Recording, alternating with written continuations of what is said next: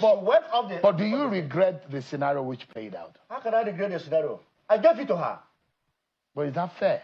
Is this fair for her to address me that way? I mean, you could be offended, but as a man and as a senator, I mean, if you are offended, would you go in the same... As a former minister of the Federal Republic, a grandmother, ask her first. And I'm saying that it is human to hear, yes. And without hearing if she heard, it is a male without acceding that, I mean, to whatever allegations or whatever you said, and Dr. Ezenkwesili said, yes. Because we've not heard from her side. Yes. But I'm saying that even if she offended you, yes.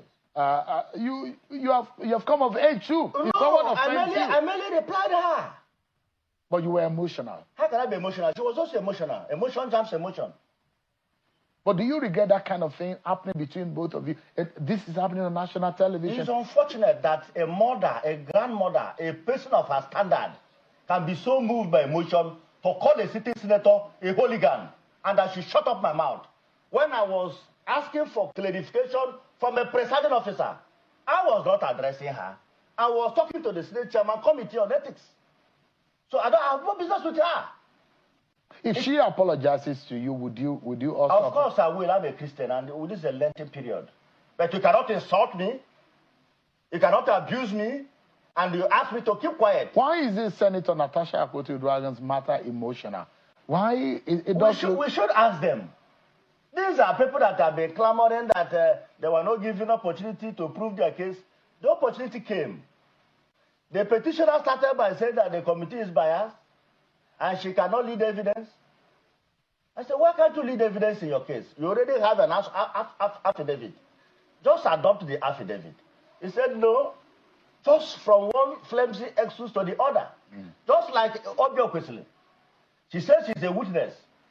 Take oath so that you can tell Nigerians and the whole world all you know about this case. She said no. Senator. They actually came to disrupt the cities. Senator, I'd like to ask you, in all of this, there are feelers as though there is a chauvinistic tendencies going around in the Senate, and that some of you who are men in the Senate do not have the air of patience or to accommodate the feminine voice in the Senate. It doesn't portray the Senate well. That is wrong.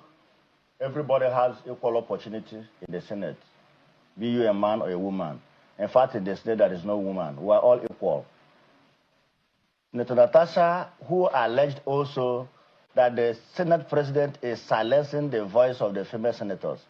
This is a woman that have moved up to 6 motions. This is a woman that has to her credit 3 bills. The records are there. I can send it to you black and white. The allegations on the day that Senator Natasha Akpoti-Uduaghan is talking about, yes. You were present in that house. I was there. You were behind them. I was the closest person to Senator Natasha. In fact, let me give you an account. The husband was between... Let me give you a brief account.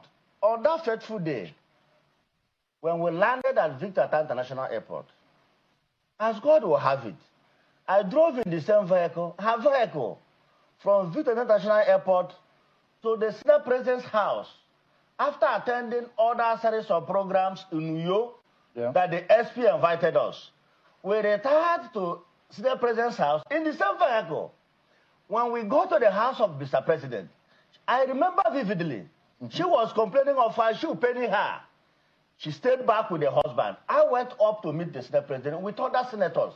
Senator Stengu was there, Senator Dankwambo was there, Senator Sam of Bello said over 20 senators were there. The man took us around his garden and gave us a dinner.